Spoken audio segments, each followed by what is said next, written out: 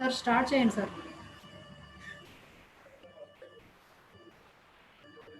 అందరికీ నమస్కారం. ఈరోజు తాయమ్మ కరుణ గారి కథలపైన మాట్లాడడానికి ఒక అవకాశాన్ని, ఒక సందర్భాన్ని కల్పించిన విరసం వారికి ధన్యవాదాలు తెలియచేసుకుంటూ, తెలుగు సాహిత్యంలో తీవ్రమైన ప్రభావాన్ని అటు పాఠకులపైన అయితేనేమి, రచయితలపైన అయితేనేమి, సామాజిక కార్యకర్తలపైన అయితేనేమి తన కథల ద్వారా కలిగించినటువంటి ఒక ప్రేరణ కలిగించినటువంటి కథ రచయిత్రి తాయమ్మ కరుణ గారికి నమస్సులు తెలియజేసుకుంటూ, ఈరోజు కరుణ గారి కథలపైన మాట్లాడేందుకు మీ ముందుకు వస్తున్నాను. కరుణ గారి కథలు తెలుగు సాహిత్యంలో ఎవరిని అడిగినా కూడా తాయమ్మ అనే కథ ద్వారా ఒక రచయిత్రి ఎంత సుప్రసిద్ధురాలైందని విషయాన్ని అందరూ కూడా చెప్తారు.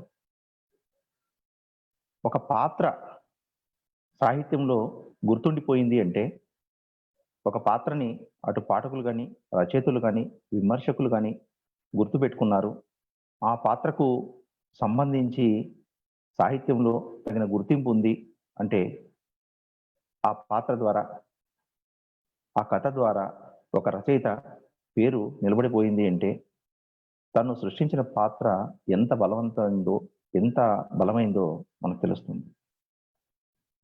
మామూలుగా పాత్రలు ఒక బలమైన పాత్రగాను, బలహీనమైన పాత్రలుగాను, గొప్ప పాత్రలుగాను, మంచి పాత్రలు, చెడ్డ పాత్రలు ఇలా కాకుండా ఆ పాత్రలలో ఉన్నటువంటి సంక్లిష్టత, ఆ పాత్రలో ఉన్నటువంటి లోతు, ఆ పాత్రలో ఉన్నటువంటి సంఘర్షణ, మంచికి చెడుకు మధ్య ఉన్నటువంటి సంఘర్షణ కావచ్చు, తనకు తన కుటుంబానికి ఉన్నటువంటి సంఘర్షణ కావచ్చు, తనకు సమాజానికి ఉన్నటువంటి సంఘర్షణ కావచ్చు, ఇవన్నీ కూడా ఒక పాత్రలో ప్రతిబింబించింది అంటే, ఆ పాత్రని కథలో పాత్రలాగా కాకుండా రక్త మాంసాలు కలిగిన పాత్ర అంటారు, అట్లా ఒక మనిషిలాగా ఆ పాత్రకి ఒక గుర్తింపు వస్తుంది.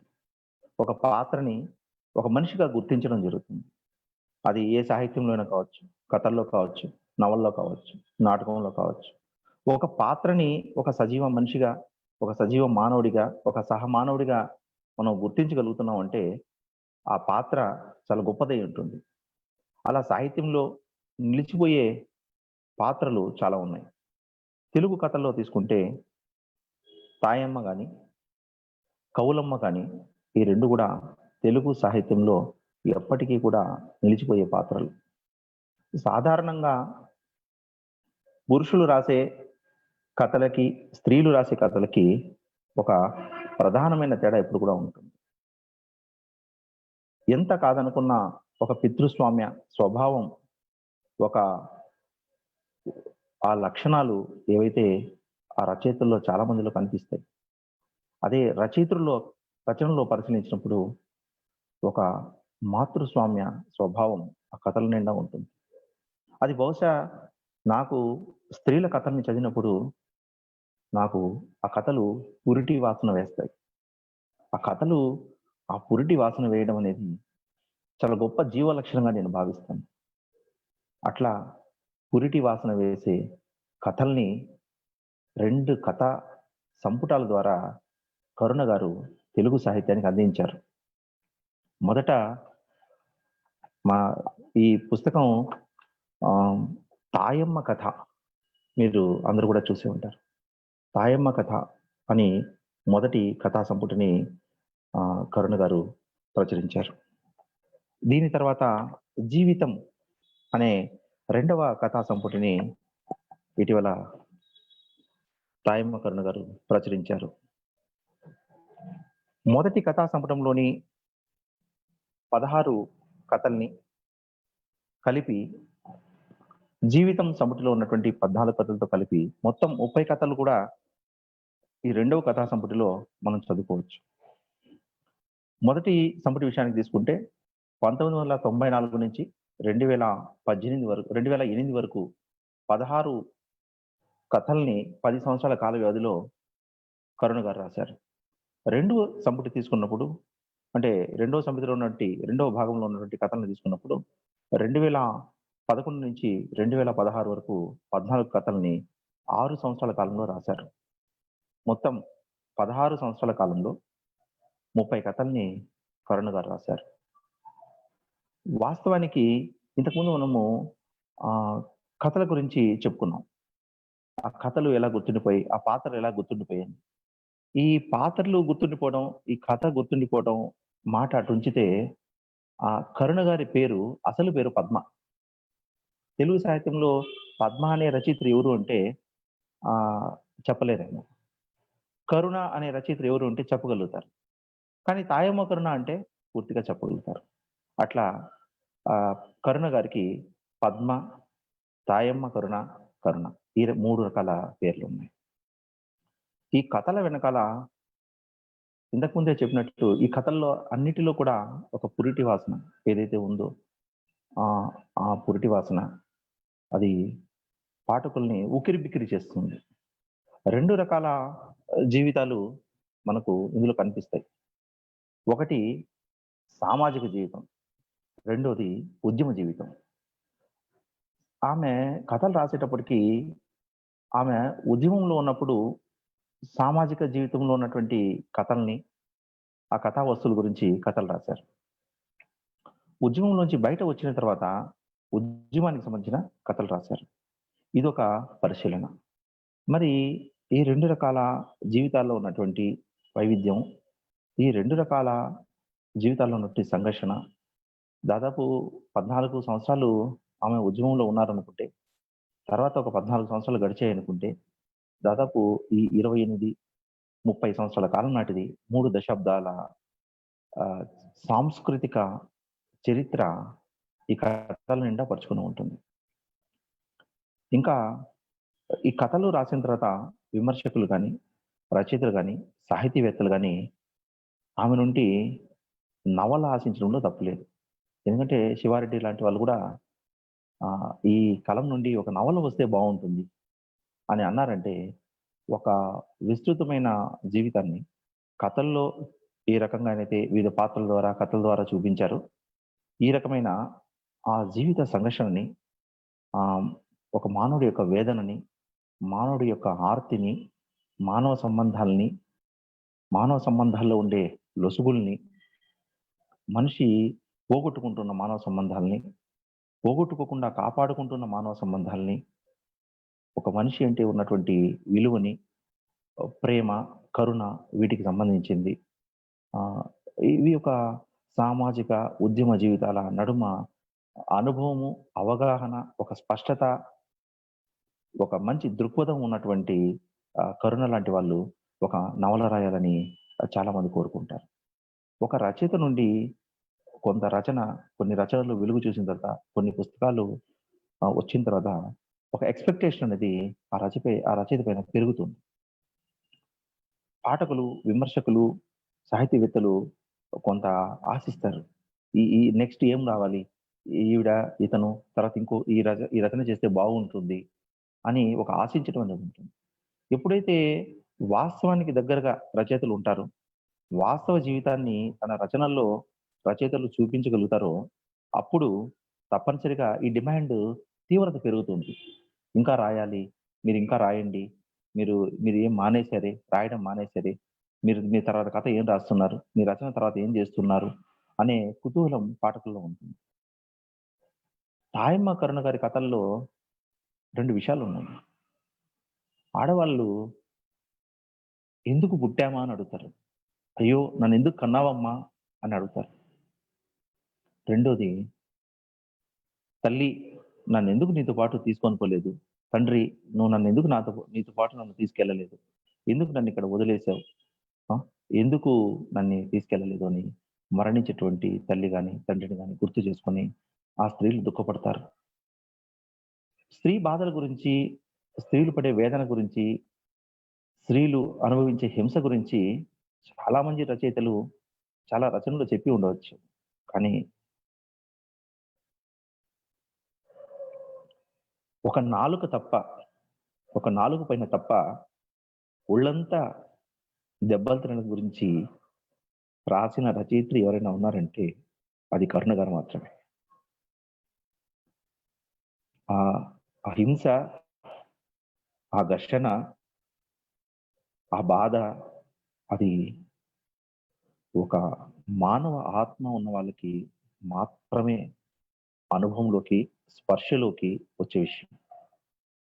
జీవితంలో, సమాజంలో స్త్రీ ఎంతగా నలిగిపోతా ఉంది, ఎంతగా బాధపడతా ఉంది, ఎంతగా హింసకు గురవుతోంది అని చెప్పటానికి తెలుగు సాహిత్యంలో నాకు తెలిసి నాకున్న పరిమితమైన జ్ఞానంతో, నేను చదివినటువంటి తక్కువ పుస్తకాల్లో నేనింతవరకు చదవని ఒకే ఒక వాక్యం, మనిషి గుండె పైన తట్టి, కొట్టి చెప్పే వాక్యం ఏంటంటే, ఆమెకి నాలుక మీద తప్ప మిగతా అన్ని చోట్ల కూడా భర్త దాడి చేశాడు, భర్త గాయపరిచాడు, భర్త దెబ్బలు పడనటువంటి శరీర భాగమే ఆమెలో లేదు.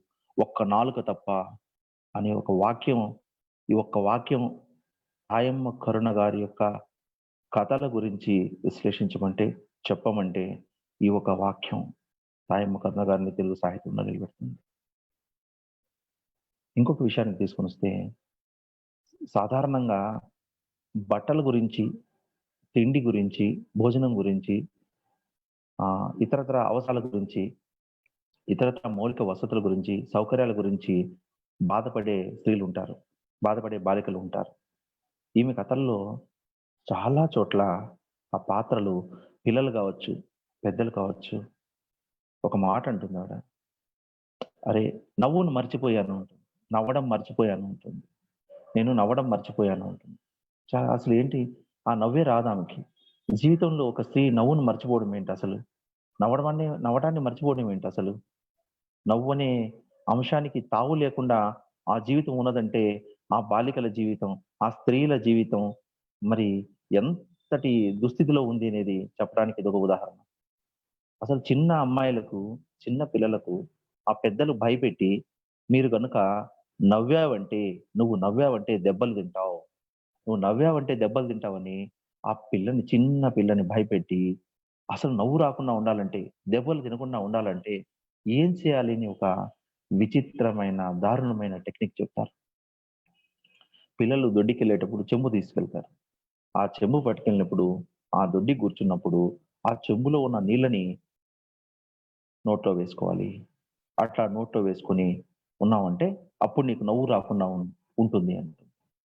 ఆ పెద్దలు చెప్పిన సలహాతో ఆ పిల్లలు భయపడతారు. దాంట్లో ఒక అమ్మాయి ఏడుస్తుందసలు.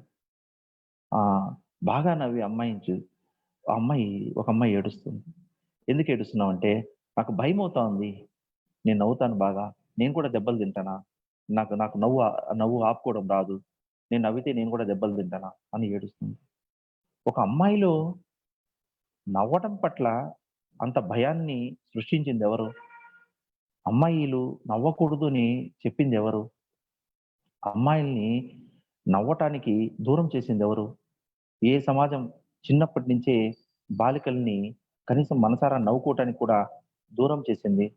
ఇంతటి ప్రమాదకరమైన సమాజం ఏం నేర్పిస్తా ఉంది పిల్లలకి? ఈ పిల్లలు రేపెట్లా తయారవుతారు?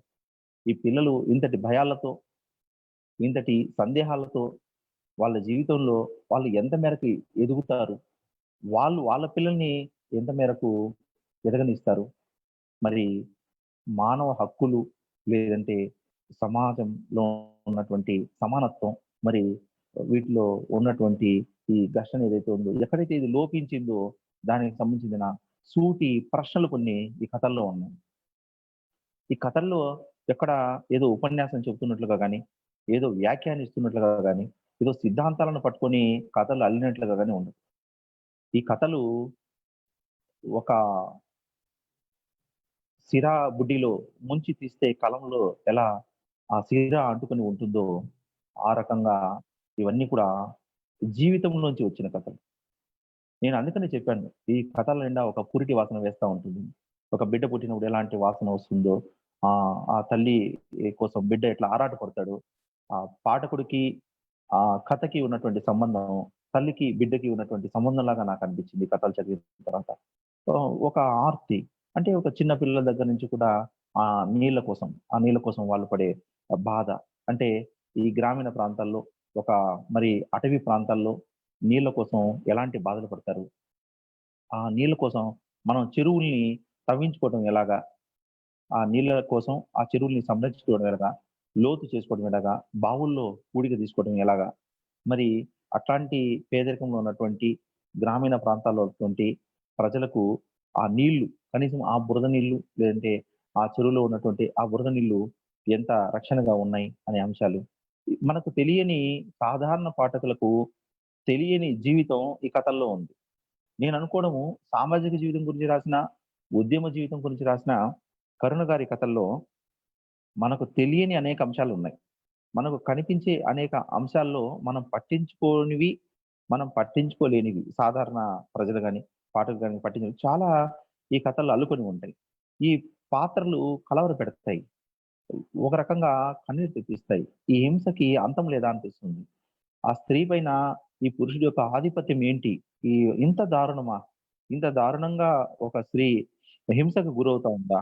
ఈ హింసకు గురయ్యే స్త్రీ యొక్క వ్యతలు ఎలా ఉంటాయి? చిన్న పిల్ల దగ్గర నుంచి ముసలామె వరకు ఇందులో ఉన్న స్త్రీ పాత్రల్ని స్టడీ చేస్తే ఇదొక పెద్ద అధ్యయనాంశం అవుతుంది. ఒక 3 దశాబ్దాల సామాజిక జీవితంలో ఒక స్త్రీ జీవితాన్ని అణువణువున పరిశీలించి, అటు సమాజంలో ఏ తరగతికి చెందిన స్త్రీ అయినా సరే, అట్లా ఆదివాసీ మహిళలైనా సరే, ఉద్యోగం చేసుకుంటున్న మహిళలైనా సరే, చదువుకుంటున్న యూనివర్సిటీ పిల్లలైనా సరే, గ్రామీణ ప్రాంతం నుండి పిల్లలు గాని, పట్టణ ప్రాంతంలో ఉండే పిల్లలు గాని, విద్యార్థినులు గాని, ఉద్యోగస్తులు కానీ, ఉద్యమంలో ఉన్న స్త్రీలు కానీ, చదువుకోని నిరక్షరాస్యులైనటువంటి స్త్రీలు కానీ, వీళ్ళల్లో పిల్లల పట్ల, వాళ్ళ ఊరి పట్ల, వాళ్ళకున్నటువంటి ఆపేక్ష ఏపాటిదో ఈ కథలో తెలుస్తుంది. తల్లి, కూతుర్ల మధ్య ఉన్నటువంటి అనుబంధం ఏపాటిదో తెలుస్తుంది. ఇందులో ఈ కథ రాయకపోవడం గురించి 2 కథలు రాసింది కరుణ గారు. అంటే ఆమె కథ ఎందుకు రాయలేకపోతా ఉంది అనే కథ గురించి 'జీవితం' అనే కథ తీసుకుంటే, ఆమె కథ రాయాలని కూర్చుంటుంది. ఆ కథ రాయాలని కూర్చున్న తర్వాత వాళ్ళ తల్లితో మాట్లాడుతూ ఉంటుంది. ఆ తల్లి ఈమెని కథ రాసుకోనివ్వకుండా ఆ మధ్యలో మాటలు చెప్పుకుంటూ ఉంటుంది. ఆమె జీవితాన్ని చెప్తుంది. ఆమె ఊరి గురించి చెప్తుంది. ఆమె గతాన్ని చెప్తుంది. వర్తమానాన్ని చెబుతుంది. గతానికి, వర్తమానానికి మధ్యలో ఏం జరుగుతుందో చెప్తుంది. తద్వారా భవిష్యత్తు ఎలా ఉంటుందో చెప్తుంది. అట్లా ఇంకో కథలో తీసుకుంటే ఆమె కథ రాయాలని ప్రయత్నం చేస్తూ ఉంటుంది. ఆ కథ రాయకుండా పోతుంది. ఒక రోజంతా ఆమె కథ రాయాలని ప్రయత్నం చేసి ఇంట్లో ఉండి, ఆ కథ రాయకపోవడాన్ని కథగా రాస్తుంది. ఈ రకంగా ఒక మనిషి రాయకుండా ఉండలేని అనివార్యతలో నుంచి వచ్చిన ఈ 30 కథల్ని చదవడం అనేది ఒక గొప్ప అనుభవం. తెలుగు సాహిత్యంలో మనం ఎక్కడ విస్మరించకుండా చదవాల్సిన రచయితలు వాళ్ళ జాబితాలో మనకు తప్పకుండా వీళ్ళ పుస్తకాలు మనం చదవాలి అని అనుకుంటే, అట్లా తప్పకుండా పాఠకులు మిస్ కాకుండా చదవాల్సిన కథలు కరుణ గారి కథలు. ఈ కథలు మనకి తాయమ్మ కరుణ వచ్చినప్పుడు తాయమ్మ కరుణ అంటేనే అందరికి తెలిసింది. మరి ఆ కథా సంపుటంలో మనకి మొత్తం 16 కథలు ఇంతకు ముందే చెప్పినట్లుగా ఉన్నాయి. రేపటి గెరిల్లాలు, కొత్త చిగుళ్ళు, తగిన శాస్తి, తాయమ్మ కథ, సుడ్ల తుఫాయ్, ముదనష్టపు రోజులు, నేటి మహిళ, కౌలమ్మ ఆడిదేనా, క్రూరత్వం, మీ చరిత్రను చెబుతాం, మహిళలు ధైర్యంగా నిలబడగలరా, నీళ్లు చేపలు, లాభం మైనస్ నష్టం ఈజ్ ఈక్వల్ టు మానవ సంబంధాల బలి, నందె, పోరాడ్డంలో తేడా, నా రైలు ప్రయాణం అనే కథలు 16 కథలు తాయమ్మ కథలో ఉన్నాయి. జీవితం కథ సంపుటంలో కొత్తగా చేరినటువంటి ఆమె రాసినటువంటి ఆ 14 కథలు ఉన్నాయి. ఆ 14 కథలు కూడా జీవితం, వాళ్ళు, గొడ్డును కాను, సహచరులు, నీళ్ళెంత రుచి, బాధ్యత, అమ్మ, పిల్లలు, పిచ్చుకల పిచ్చి, చీమల పచ్చడి, వేట, భయం, పెద్ద జబ్బు, చుక్కాని కథ రాయాలి. ఈ కథల్లో మనం ప్రయాణిస్తున్నప్పుడు, ఈ కథల గురించి మాట్లాడుకుంటున్నప్పుడు, ఈ కథలకు ఏదైనా ప్రయోజనం ఉంటుందా? ఈ కథ సంపుటం సాధించే లక్ష్యం ఏదైనా ఉందా అనుకుంటే మనిషి తనను తాను తడిమి చూసుకోవటానికి, ఉన్నతంగా మానవ సంబంధాల్ని మెరుగుపరుచుకోవటానికి, సమాజంలో ఒక మార్పు కోసం, ఒక ఊరిలో ఒక మార్పు కోసం, ఒక ఇంట్లో మనుషుల మధ్యలో రావాల్సిన మార్పు కోసం ఈ కథలు మనిషిని ప్రేరేపిస్తాయని చెప్పాలి. కథల విషయానికొస్తే మనకి ఆమె రాసిన మొదటి కథ ఆలస్యంగా ప్రచురితమైంది. 'తాయమ్మ కథ' అనే కథ మొదట రాస్తే న 1994లో ఈ కథ ఆలస్యంగా ప్రచురితమైంది. ఆహ్, దాని తర్వాత రాసిన కథలు ముందుగా ప్రచురితమయ్యాయి. 'రేపటి గిరిలాలు' అనే కథ గాని, 'కొత్త చిగుళ్ళు' అనే కథ గాని, ఇవన్నీ గూడా ఆ 2 కథలు ముందుగానే ప్రచురితమయ్యాయి. తర్వాత మనకి ఈ జీవితంలో మనకి పిల్లల్ని విషయాన్ని తీసుకున్నప్పుడు ఒక అనివార్యంగా ఒక పరిశీలన ఈ కథల నిండా కనపడుతుంది. అటు ఉద్యమ జీవితంలో గాని, ఇటు సామాజిక జీవితంలో గాని ఆహ్, పిల్లల యొక్క అవసరం ఎలా ఉంది? పిల్లలు ఎలా పెరుగుతున్నారు? సమాజంలో ఉన్నటువంటి పిల్లలు ఎలా పెరుగుతున్నారు? ఉద్యమ జీవితంతో సంబంధం ఉన్నటువంటి అటవీ సమీప ప్రాంతాల్లో ఉన్నటువంటి లేదా ఆదివాసీ ప్రాంతాల్లో ఉన్నటువంటి పిల్లలు ఎలా తయారవుతున్నారు? ఈ 2 విషయాల్ని పరిశీలించినప్పుడు మనకి పట్టణ ప్రాంతాల్లో, మైదాన ప్రాంతాల్లో ఉన్నటువంటి పిల్లలు వాళ్ళపైన తల్లిదండ్రుల ప్రభావము ఎంతగా ఉంది?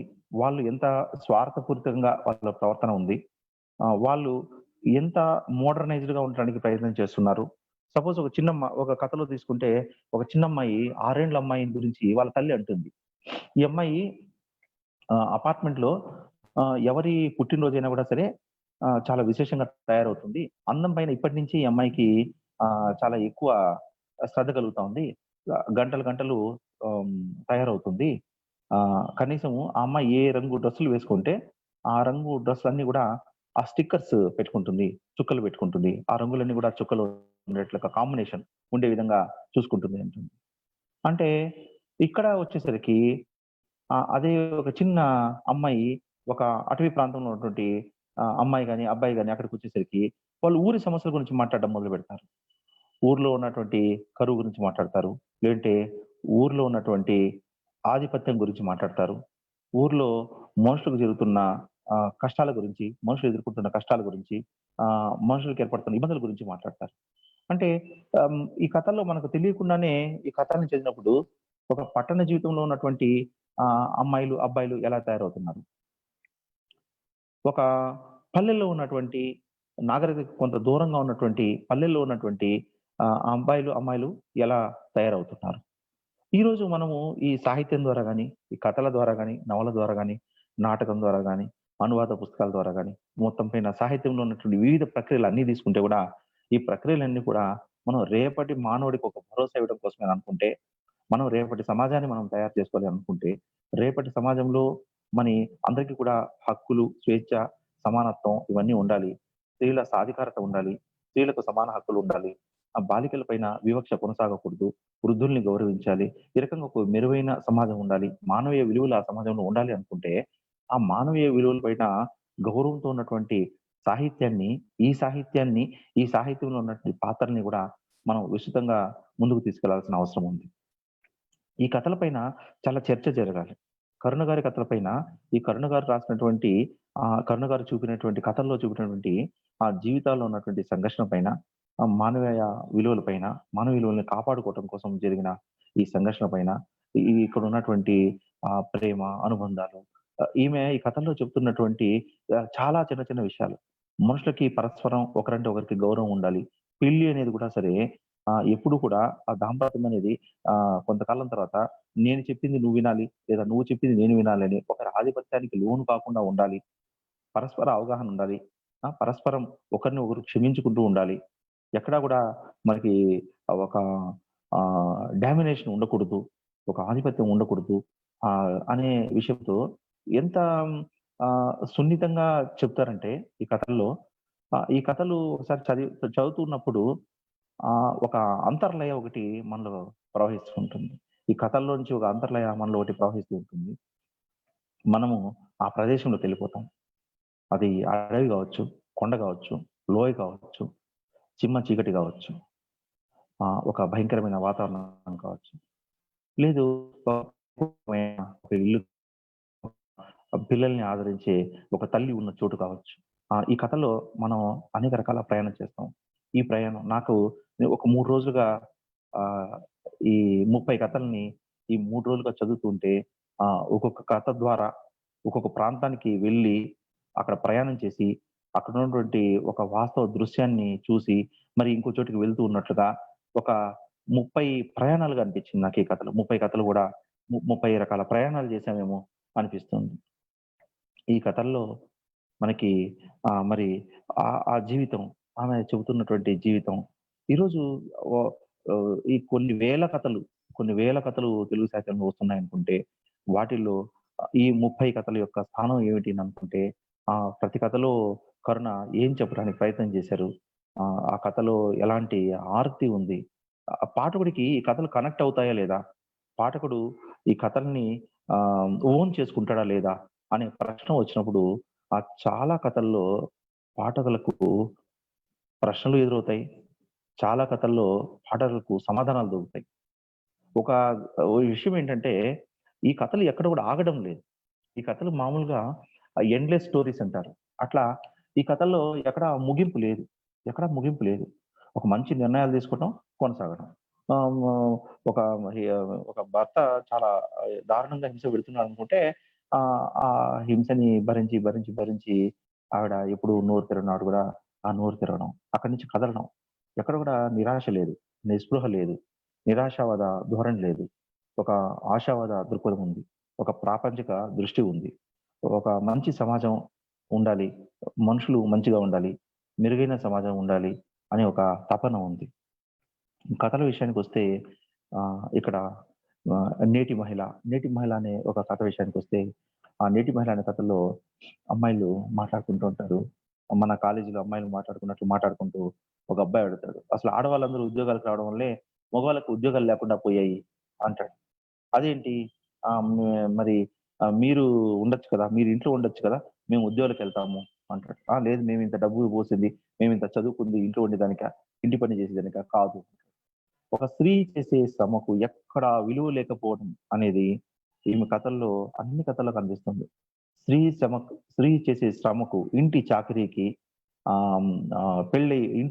పెళ్లి కాకముందు ఇంట్లో చేసే పనులు గాని, పెళ్లయిన తర్వాత భర్తకు, పిల్లలకు చేసే సపర్యలు గాని, ఆ తర్వాత ఆ కోడళ్ళకు చేసే సపర్యలు గాని, అత్తగా లేదు ఇంటిల్లిపాదికి చేసే సపర్యలు గాని, ముసలివాడైనటువంటి వయసులో తనకంటే చాలా పెద్దవాడైనటువంటి ఒక ముసలి వాళ్ళకు సంబంధించి అంటే అత్తమామలకు సంబంధించి వాళ్ళకి చేసే సపర్యలు కానీ, మరి ఆ స్త్రీ శ్రమకి ఎక్కడ విలువ లేకపోవడం అనే దాన్ని ఈ కథల్లో ఈమె ప్రశ్నిస్తుంది. ఆహ్, హ్మ్, అసలు ఎంత గొడ్డు చాకిరీ అంటుంది. ఎంత చాకిరీ చేస్తున్నాను అనేది ప్రశ్నిస్తుంది. ఒక చిన్న బిడ్డని ఒక కథలో తీసుకొని పోయి వాళ్ళ మేనమామ చాకుతాడు. ఆ మేనమామ చాకినప్పుడు కనీసం ఆహ్, వాళ్ళ పిల్లలకి వాళ్ళ కుటుంబం మొత్తానికి ఆ అమ్మాయి చిన్న అమ్మాయి ఊడిగం చేస్తుంది. ఏమంటే ఇంట్లో తిండికి లేనటువంటి పరిస్థితిలో ఆమె మేనమామ వాళ్ళ ఇంటికెళ్తే బంధువుగా అతనేది ఆదరించే పరిస్థితి ఉండదు గానీ, ఎంత పని పెట్టాలో అంత పని ఇంటి పని మొత్తం అమ్మాయి పైన పెట్టడం గాని, అది ఆ తల్లిని ఎంతోగానో బాధించటం గాని, అంటే ఇక్కడ ఏదో జీవితం ఇలా ఉంది. జీవితం అలా ఉంది. స్త్రీ జీవితం ఇలా ఉంది. మరి స్త్రీ ఇంత బాధపడతా ఉంది. అనే ఇక్కడ ఉపన్యాసాలు గాని, లేదంటే సిద్ధాంతాలు గాని ఇవన్నీ లేవు. ఇక్కడ ఉన్నదంతా కూడా ఒక వాస్తవమే. ఈ ఈ కథలు వాస్తవం. ఈ కథల్లో ఎక్కడ గూడా కల్పన లేదు. ఒక ఆ శైలి ఉంది. ఆ శైలి ఆహ్, మరి ఎంత శైలి అంటే ఆ కథల్ని కళ్ళ ముందర జరిగే దృశ్యంలాగా అంటే ఒక దృశ్యాన్ని మన కళ్ళ ముందర ఉంచే శైలి ఉంది. ఈ 'నేటి మహిళ' అనేది తీసుకుంటే అక్కడ అసలు కొన్ని పనుల నుంచి మగవాళ్ళకు రిలీఫ్ ఉండాలి. ఆ! మరి ఉద్యోగాలు చేసే ఆడవాళ్ళకు అవమానాలంటే ఇంకొక అమ్మాయి అంటుంది. "అసలు ఉద్యోగాలు చేసే చోట అవమానాలు ఉన్నాయి. మనం ఏదో స్ట్రగుల్ పడతామని చెప్పొద్దు. ఆ మాట గట్టిగా చెప్తే మనల్ని ఉద్యోగాలకు పోవడం కూడా మానేయమంటారు. కాబట్టి ఆ మాట కూడా నువ్వు గట్టిగా అనొద్దు" అంటారు. ఈ అవమానాలు పడేదాన్ని పడే బదులు "ఉన్న ఇంట్లో కూర్చో" అనేస్తారు. అక్కడ స్త్రీ చదువుకున్న స్త్రీ భార్యగా రావాలి. ఆ చదువుకున్న స్త్రీ భార్యగా వచ్చి కుటుంబాన్ని చక్కబరచాలి. ఇంటి పనులన్నీ చూసుకోవాలి అనే వరకే ఆ భర్త ఆ భార్యని పరిమితం చేస్తాడు. ఇంటి పనులకే పరిమితం చేస్తున్నాడు. ఎంత చదువుకున్నప్పటికీ కూడా, ఎంత విద్యావంతురాలైనప్పటికీ కూడా, ఎంతో కష్టపడి చదువుకున్నటువంటి ఆమె చదువు ఆమెకు తగిన వృత్తిలోకి, ఉపాధిలోకి ఆమె వెళ్ళకుండా, ఆమె యొక్క స్వాతంత్రాన్ని భర్త హరిస్తాడు. హరించి "నువ్వు ఉద్యోగం చేయాల్సిన అవసరం లేదు. నువ్వు ఇంట్లోనే కూర్చో. నువ్వు చదువుకున్నప్పటికి కూడా నీ ఉద్యోగం అవసరం లేదు" అంటాడు. సో, ఆ రకంగా మనకి ఆ స్త్రీని మనకు అణిచివేస్తాడక్కడ. దానికి సంబంధించిన కథ అది. అదే విధంగా ఆహ్, ఇక్కడ మనకు క్రూరత్వం అనే కథ ఉంది. కనీసము ఆ క్రూరత్వం అనే కథలో నేనింతకు ముందే చెప్పాను. ఆ నవ్వు గురించి. అమ్మాయిలకి నవ్వు రాకుండా ఉండాలంటే సుగుణకు ఏడుపొస్తుంది. ఏడుపొస్తే అమ్మాయి ఏడుస్తుంది. ఏడుస్తుంది. ఆ ఏడ్చి ఆ నవ్వు రాకుండా ఉండటానికి ఆ అమ్మాయిలందరూ గూడా వాళ్ళ పెద్దవాళ్ళు చెప్పినట్లుగా ఆ నీళ్లు తాగుతారనమాట. ఆ నీళ్లు తాగి మొత్తము ఆ నవ్వు రాకుండా చేయడానికి ప్రయత్నం చేస్తారు. తర్వాత మళ్ళీ మహిళలు ధైర్యంగా నిలబడగలరా అనే కథ ఒకటుంది. అది మరి అక్కడ విప్లవోద్యమంలో ఉన్నటువంటి మహిళలకు సంబంధించిన కథ. మరి అక్కడ ఆ అమ్మాయి నిలబడగలుగుతుందా? ఉద్యమంలో కూడా పురుషులతో సమానంగా లేదు పురుషుల కంటే ఎక్కువగా కూడా మహిళలు కష్టపడుతున్నారా? వాళ్ళు నిలబడుతున్నారా?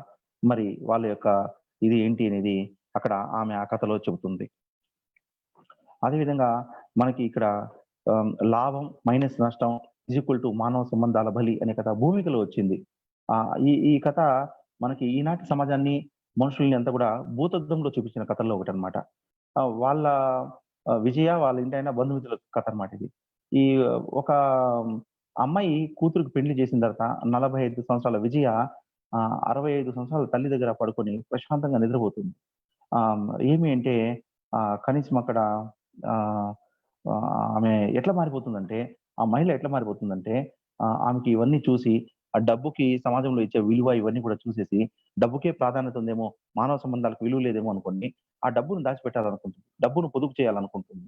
ఆమె కాకుండా పోతుంది. ఒక మోనోపాసస్ దశలో ఆమె తను కాకుండా పోతుంది. తన వ్యక్తిత్వాన్ని కోల్పోతుంది. కోల్పోయి ప్రతి దాంట్లో డబ్బును మిగిలిస్తూ పోయి, ఆఖరికి తన కూతురికి పెళ్ళికి చాలా ఎంతో సహాయం చేసినటువంటి భర్త యొక్క స్నేహితుడొస్తే కూడా అనేస్తుంది. "ఏమి ఈయన ఇక్కడే ఉన్నాడు 2 రోజులు అయిపోయింది. ఎక్కడన్నా లాడ్జ్‌లో ఉండొచ్చు కదా! హోటల్‌లో ఉండొచ్చు కదా!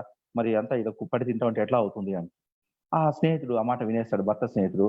మళ్ళీ భర్త సర్ది చెప్తాడు. "లేదు నా పని అయిపోయిందని నేను వెళ్తున్నానని" అతడు వెళ్ళిపోతాడు. భర్త అడుగుతాడు. "ఏంటి ఇట్లా అయిపోయావు? నువ్వు ఇట్లా మారిపోయినావు ఏంటి?" అంటాడు. సో, ఎక్కడ కూడా అసలు ఈమె కొంత ఖర్చు మిగిలిద్దామనే ఉద్దేశ్యంతో ఆడపడుచుల ఇంటికెళ్ళిపోయి, పెళ్ళికెళ్ళిపోయి అక్కడ దాదాపు నెల రోజులు ఉండాలనుకుంటుంది. మళ్ళీ అక్కడ వాళ్ళు సూటిపోటి మాటలంటే మళ్ళీ అక్కడి నుంచి బయలుదేరొస్తుంది. ఆమె ఏంటంటే ఒక పట్టుదలతో డబ్బు మిగిలిచ్చాలి అనేసే ఉంటుంది. ఇంతకుముందు జాకెట్లు ఏదైనా చినిగిపోయింటే వాడకుండా ఉండేది. ఆ చినిగిపోయిన జాకెట్లు వేసుకుంటుంది. ఏమంటే మళ్ళీ ఆ జాకెట్లు కుట్టేది ఎందుకనేసి. మరి స్లీపర్‌లో కాకుండా జనరల్ బోగీలో ప్రయాణం చేస్తుంది. అంటే ఈమె ఎందుకు దీనికోసం ప్రయత్నం చేస్తా ఉంది? ఒక మనిషి ఇట్లా ఎందుకు మారిపోయింది? డబ్బంటే ఎందుకు ఆమెకి అంత ఇదొచ్చేసింది? అంత పట్టుదల వచ్చేసింది? అని ఈ కథలో మొత్తం మనకు తెలుస్తుంది. అసలు వాళ్ళ తల్లి వచ్చినప్పుడు ఈమెకి ఆపరేషన్ చేసుకోవాలనుకున్నప్పుడు ఆపరేషన్‌ని పోస్ట్‌పోన్ చేయాలనుకుంటుంది. గర్భసంచి తీసేయడానికి ఆపరేషను పోస్ట్‌పోన్ చేయాలనుకుంటది. వద్దు డబ్బులు మిగులుతాయి కాబట్టి ఈ ఆపరేషన్ కూడా మనం పోస్ట్‌పోన్ చేద్దాం అని అనుకుంటుంది. మళ్ళీ అప్పుడు భర్త చెప్తాడు. "వద్దు నీకు ఆరోగ్యం కంటే మించింది ఏది కాదు" అని చెప్తాడు. అప్పుడు తల్లి వస్తుంది. ఆ తల్లి వస్తే తల్లి కొద్ది రోజుల తర్వాత ఈమెకి నచ్చదు. ఎందుకు ఆమె ఎన్ని రోజులు పడి ఇట్లా తింటా ఉంటే మనకంతా కరిగిపోతుంది కదా! డబ్బులు ఖర్చయిపోతుంది కదా! అనేసి ఆమెకి చెప్తుంది. "ఏమ్మా ఇంకా ఎన్ని రోజులు ఉంటావమ్మా" అంటే అసలు ఆమె షాక్ అవుతుంది. అదేంటి అనేసి. అప్పుడు భర్త చెప్తాడు. అసలు ఏంటి వాళ్ళ అమ్మకి చెప్తాడు. అత్తకి చెప్తాడు వెళ్లి. "నువ్వు వెళ్ళొద్దమ్మా. నువ్వు వెళ్ళొద్దు. ఆమెకేదో పిచ్చి పట్టినట్లుంది. నువ్వు వెళ్ళొద్దు. నువ్వు ఇంట్లో ఉండు" అని అత్తకి చెప్తాడు. అప్పుడు ఈ అమ్మాయికి లాస్ట్‌లో కనువిప్పు కలుగుతుంది. అప్పుడు మళ్ళీ వెళ్లి వాళ్ళ అమ్మ దగ్గరికి బ్యాగ్ వెనక్కి లాక్కొని, "అమ్మా చిన్నప్పుడు నేను తప్పు చేసినా నన్ను కొట్టావు గదా! మందలించినావు గదా! ఇప్పుడు గూడా నన్నెందుకు మందలించడం లేదమ్మా రామ్మా" అని చెప్పేసి తీసుకొనొస్తుంది.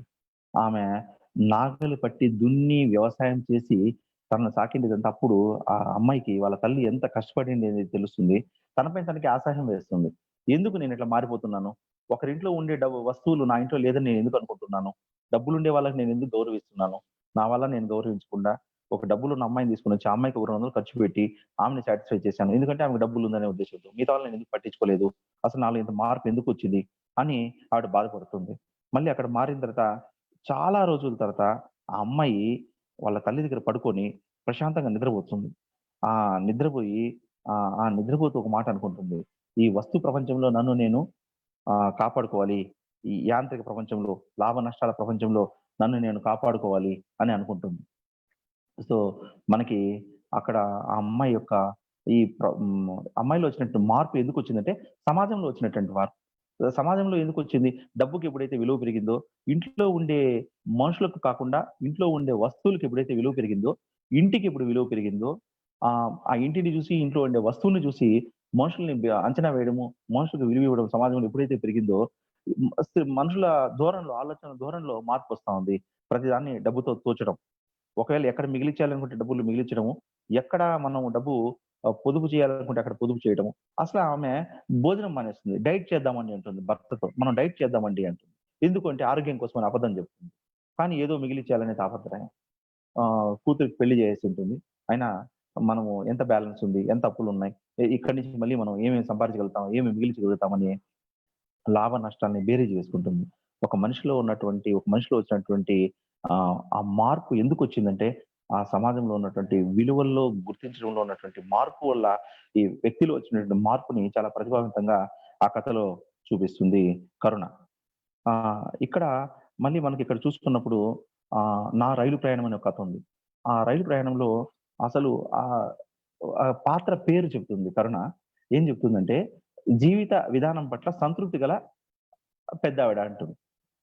ఇంకొక పాత్ర గురించి బాగా అలంకరించుకున్న అమ్మాయి అంటుంది. వాళ్ళకి పేర్లు చెప్పదామె. ఆ పేర్లు చెప్పకుండా కథ మొత్తం అక్కడ ఉన్నటువంటి సంభాషణ మొత్తము ఎలా జీవితము మనం మనుషులు గవర్నమెంట్‌కి తత్కాల్‌లో టికెట్ తీసుకొని ఎంతవుతుంది? ఒకవేళ తత్కాల్‌లో టికెట్ కాకుండా టీసీకే డబ్బులిచ్చేసి ఒక బెర్త్ తీసుకుంటే ఎంత డబ్బులు మిగులుతుంది అనే ఒక నేపథ్యం గాని, మరి ఒక ప్రయాణంలో ఆ అమ్మాయికి సౌకర్యం కలిగించాలని 2 టికెట్లు తీసిచ్చినటువంటి వాళ్ళ కుటుంబ సభ్యుల యొక్క ఔదార్యం గాని, వాళ్ళ మనస్తత్వం గాని సో ఇవన్నీ చెప్పుకుంటూ చెప్తుంది. జీవించే విధానం పట్ల సంతృప్తి గల పెద్దావిడ అని అంటుంది. బాగా అలంకరించుకున్న అమ్మాయి అంటుంది. ఆహ్, ఈ బ వ అమ్మాయి ఇంకో స్టేషన్‌లో ఒక వ్యక్తిని కలుస్తుంది. కలవటానికి సిద్ధపడుతుంది. టీ వస్తే టీ కప్ ఈ అమ్మాయి దగ్గర ఇచ్చేసి, కటకరాల దగ్గర ఇచ్చేసి ఆమె అలంకారం చేసుకుంటుంది. సో, ఏమైనా టాబ్లెట్ ఏమన్నా యేసుకుంటుందేమో బ్యాగ్‌లోంచి తీసి అందుకని టీ కప్ నా దగ్గర ఇచ్చిందనుకుంటే ఆమె అలంకారం చేసుకుంటూ ఉంటుంది. ఏమంటే నెక్స్ట్ వచ్చే స్టేషన్‌లో పెళ్లి చూపుల్లో నన్ను మిస్ అయినటువంటి అతను వచ్చి కలుస్తాడు. నా స్నేహితుడు, నా సోదరుడి యొక్క స్నేహితుడు అంటుంది. సో, అక్కడ వీళ్ళిద్దరూ ఫస్టు పెళ్లి మిస్ అయినటువంటి అతను, ఈమెను పెళ్లి చేసుకోవడం మిస్ అయినటువంటి అతను, ఈ అమ్మాయి రైల్వే స్టేషన్‌లో రైలు ఆగినప్పుడు ఏం మాట్లాడుకుంటారనేది నేను వినలేదు. మీరు గూడా బాధపడొద్దని నేను వినను దానికని కథకురాలు చెప్తుంది కథలో. అంటే ఈ మానవ సంబంధాలు దేనికి ప్రయారిటీ ఇస్తున్నాయి? మనుషులు దేనికి ప్రయారిటీ ఇస్తున్నారు? దేనికి ప్రయారిటీ ఇవ్వాలి? అనేది మనుషుల యొక్క మనస్తత్వాన్ని తెలియజేసినటువంటి కథ ఇది.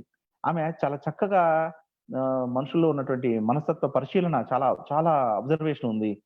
ప్రతి మనిషిని కూడా స్కానింగ్ చేస్తుంది. ఆ పాత్రలన్నీ గూడా ఆ పాత్రల యొక్క ప్రవర్తన, ఆ పాత్రలని చూపించే పాత్ర చిత్రణ ఇవన్నీ కూడా కథల్లో ఆ విషయాన్ని తెలియచేస్తాయి. సో, ఈ ఈ కథలు మిగతా ఉద్యమానికి సంబంధించిన కథలు కొన్నున్నాయి. సో, అదే విధంగా మనకు ఈమెకు ప్రతిష్ట తీసుకొచ్చినటువంటి కథలు కొన్నున్నాయి. రెండోది ఎప్పటికీ సాహిత్యంలో నిలిచిపోయే కథలు కొన్నున్నాయని చెప్పుకున్నాం. దీంట్లో ఈ ముదనష్టపు రోజులు అనే కథ ఒకటుంది. ఈ ముదనష్టపు రోజులు అనే కథ ఎట్లా ఉంటుందంటే, మనకి పల్లెల్లో తన వ్యక్తిత్వాన్ని తను కాపాడుకోవాలి అనే ఒక మనిషి, ఒక రైతు కూలీగా మారటం. రైతు కూలీగా మారి, ఆ కూలీ పని కూడా చేసుకోలేని స్థితిలోకి ఉపసంహరణంగా ఏ పని చేసుకోలేని స్థితిలో ఒక అతను ఉంటాడు. మరి అతని యొక్క జీవితంలో అతను ఎప్పుడు కూడా ఎవరి దగ్గర చేయి సాచిండడు. ఎక్కడ తగ్గిండడు. ఎక్కడ అప్పు చేసిండడు. ఎక్కడ చేయి సాచిండడు. ఒక వ్యక్తిత్వంతో ఉంటాడు. ఆ వ్యక్తిత్వంతో ఉన్నటువంటి వ్యక్తి కొడుకు బానే ఉంటాడు. కోడలు బానే ఉంటుంది. మంచిగానే ఉంటారు. వాళ్ళ జీవితాల్లో ఒ ఒక ఒక ఆశ ఇంతకుముందు నేను డబ్బు గురించి ఏదైతే చెప్పానో, ఆ రకమైన డబ్బుకు సంబంధించిన అవసరం ఏర్పడుతుంది ఇక్కడ. అక్కడ ఆశ ఏర్పడింది ఆమెకి. మధ్య తరగతి జీవితము. ఇక్కడ దిగువ మధ్య తరగతి జీవితము. దీంట్లో అవసరం ఏర్పడుతుంది. అంటే పిల్లవాడికి ఆరోగ్యం బాగాలేకపోవడము, వాడు ఒక ప్రైవేటు షాప్‌లో పనిచేస్తుండటము. వాడు షాప్ అతను ఏం చేస్తాడంటే, "నీకు వడ్డీ లేకుండా నేను ఇన్వెస్ట్ చేస్తాను. నీకు ఒక షాప్ పెట్టిస్తాను. ఉండు" అని చెప్పి ఇతను వేరే షాప్ పెట్టుకోకుండా, వేరే షాప్‌లోకి వెళ్ళకుండాను అతని దగ్గరే ఉద్యోగాన్ని కంటిన్యూ చేసుకుంటూ వస్తాడు. ఈమె అమ్మాయి బీడీలు చుడతా ఉంటుంది. ఆ బీడీలు చుట్టేవాడు కూడా ఎవరైతే మనకు ఆకిచ్చి, బీడీలు చుట్టించి డబ్బులిస్తా ఉంటాడో వాడు సరుకునివ్వడం మానేస్తాడు. ఈమె తిట్టేసరికి, "ఏమయ్యా నాకు డబ్బులు లేదు, కూలీ డబ్బులు లేదు" అనేసరికి వాడసలు ఆ ఆకు ఇవ్వడం మానేస్తాడు. మానేసి అసలు ఆమెకి ఉపాధిని పోగొడతాడు. ఆమె అడిగిన దానికి, నాకు ఎందుకు డబ్బులు ఇవ్వలేదని అడిగిన దానికి వాడు ఉపాధిని పోగొడతాడు. ఆ ఉపాధిని పోగొట్టినప్పటికి ఆమె చాలా దారుణమైన పరిస్థితిలోకెళ్ళిపోతుంది. అసలు ఏంటి, ఈ భర్త తీసుకొనొచ్చే డబ్బు చాలదు. పిల్లల్ని ఏం చేస్తుందంటే, ఐదో తరగతి వరకన్నా సరే మనము ప్రైవేట్ కాన్వెంట్‌లో చదివించాలన్న ఉద్దేశ్యంతో ప్రైవేట్ కాన్వెంట్‌లో చదివిస్తా ఉంటుంది. గవర్నమెంట్ స్కూల్స్ కాకుండా. ఆ గవర్నమెంట్ స్కూల్స్ ఎలా ఉన్నాయంటే, ఆమె అప్పుడు ఆ రోజు చిత్రించిన విధానం ఎట్లా ఉంటుందంటే, ఆ రోజు పడిపోయే పరిస్థితిలో భవనాలుంటాయి. ఎప్పుడొస్తారు, ఎప్పుడు పోతారో తెలియని స్థితిలో కొంతమంది అక్కడ ఉన్నటువంటి ఉపాధ్యాయులు ఉంటారనేసి, అట్లాంటి పరిస్థితుల్లో ప్రైవేట్ స్కూల్‌లో చేర్పించాలని ఆ రోజు ఆ కథ రాసి నాటుకున్నటువంటి పరిస్థితిలో ఆమె అక్కడ అలా అంటుంది. అడిగితే మరి అట్లాంటి పరిస్థితిలో మనకు అక్కడ ఈ కథంతా దేనికి సంబంధించిందంటే, ఒక పెన్షన్‌కి సంబంధించింది.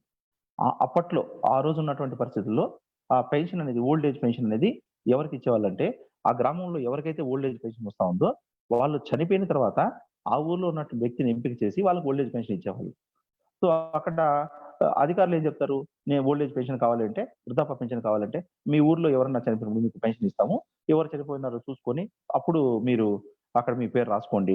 రాసుకుంటే మీకు పెన్షన్ ఇవ్వడం జరుగుతుందని ఆ రోజు ఉన్నటువంటి పరిస్థితుల్లో అప్పట్లో ఉన్నటువంటి విధానాలకు అనుగుణంగా అక్కడ వాళ్ళు అధికారులు చెప్తారు.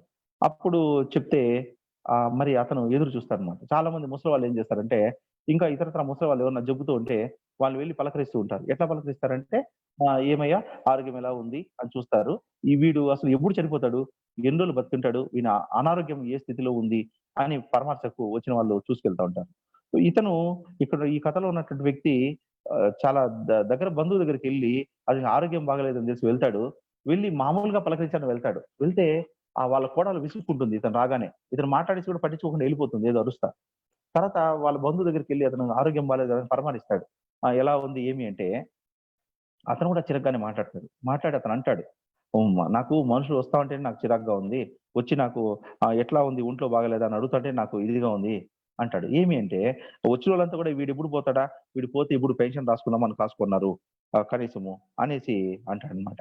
అన్నప్పుడు వీడికి కొట్టినట్లు అనిపిస్తుంది. అరే! ఇతను నన్ను కూడా ఇట్లా అనుకుంటున్నాడు.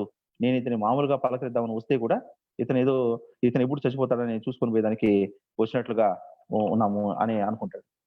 తర్వాత ఈ కుర్రవాడికి ఆ పిల్లవాడికి మనవడికి ఆరోగ్యం బాలేకుండా అయిపోతే అక్కడ ఆ కోడలు తీసుకొని హాస్పిటల్‌లోకి తీసుకొని పోయి చూపిస్తుంది. చూపిస్తే వాళ్ళ దగ్గర ఉన్న డబ్బులంతా అయిపోతుంది. వాళ్ళ దగ్గర ఉన్న డబ్బులన్నీ అయిపోతాయి. అయిపోయిన తర్వాత మళ్ళీ ఆ హాస్పిటల్ వాళ్ళు బిల్లేస్తారు. ఆ బిల్ వేసి ప్రైవేట్ హాస్పిటల్ వాళ్ళు, "ఈ డబ్బులు కడితేనే మీరు ఆ కుర్రోడిని తీసుకెళ్ళండి" అంటారన్నమాట. అప్పుడు అక్కడ అక్కడ ఆ పిల్లోడిని మనం ఇది చేయాలా అంటే, ఏం చేయాలా అంటే ఇంక ఏముండదన్నమాట. అప్పుడు ఆ అమ్మాయి ఏం చేస్తుందంటే, ఆ కోడలు ఏం చేస్తుందంటే చాలా సార్లు చెప్పింటుంది. వీడికి చెప్తుంది ఒక మాట. "నువ్వు వెళ్లి పెన్షన్ కోసం అప్లై చేయి" అంటే వీడు వెళ్ళడనమాట. భోంచేయకుండా వెళ్ళిపోతాడు ఒకసారి. అంటే పెన్షన్ కోసం వీళ్ళు అప్లై చేయనేసరికి వాడికి అహం దెబ్బతింటుంది. ఆత్మాభిమానం దెబ్బతింటుంది. ఆత్మ గౌరవం దెబ్బతింటుంది. వ్యక్తిత్వం దెబ్బతిన్నట్లు అనిపిస్తుంది. నేను వెళ్లి పెన్షన్ కోసం అడగాలా? అన్నట్లుగా ఎప్పుడు ఎక్కడ చేయి చాచలేదు గదా అని. కానీ ఈ ఆరోగ్యం బాలేకుండా మరి అట్లా ఉన్నప్పుడు ఆ అమ్మాయి పొదుపు చేసుకుంటుంది కోడలు. కొంత డబ్బు తీసి పెట్టుకుంటుంది. ఆ డబ్బు తీసుకొని ఏదో నగ చేసుకుందాం అనుకుంటా ఉంటే, ఇంకా అనారోగ్యమైన పరిస్థితుల్లో దాన్ని తీసుకొని మొత్తము ఆ పొదుపు చేసిన అమౌంట్ అంతా తీసుకొని వచ్చేసి మన బిడ్డను కాపాడుకుందామంటే, ఆ బిడ్డను కాపాడుకొని వస్తారనమాట. అప్పుడు ఆ కాపాడుకొని వచ్చినప్పుడు ఇతను వంట చేసి పెట్టింటాడు. మనవరాల్ని పట్టుకొని వంట చేసి పెట్టింటాడు. తర్వాత వాళ్ళు భోంచేస్తారు. అక్కడ ఏమి అంటే, అక్కడ ఒక చిన్న మాట చెప్తుంది ఈమె. ఈ ఆ పిల్లోడికి, ఆ చంటోడికి పిల్లోడికి వాడికి జ్వరం వచ్చుంటుంది. ఆ చంటి పిల్లోనికి జ్వరం వచ్చినప్పుడు కనీసం కూరగాయలు కూడా పెట్టలేము. పౌష్టికాహార లోపం ఉంటుంది గదా! మనం కనీసం ఇప్పుడు గూడా పచ్చి పులుసు, చట్నీలు ఇవన్నీ చేసుకుంటాం అంటే, ఎర్రకారం ఇవన్నీ చేసుకుంటాం అంటే, కనీసం పిల్లలకి కనీసం సరైన తిండి గూడా పెట్టలేకపోతున్నామే అంటుంది. ఈరోజు సమాజంలో పౌష్టికాహార లోపం వల్ల ఎంతమంది పిల్లలు, మరి మహిళలు దారుణంగా గాయపడుతున్నారు. వాళ్ళ ఆరోగ్యాలు దెబ్బతింటున్నాయంటే, మరి ఆ విషయాన్ని గూడా ఈమె కథలో రికార్డ్ చేస్తుంది. తర్వాత ఇదంతా అయిన తర్వాత మళ్ళీ ఆమె అన్నం తినమంటుంది. "అన్నము తినబుద్ధి కాలేదు సత్యమ్మ" అంటాడు.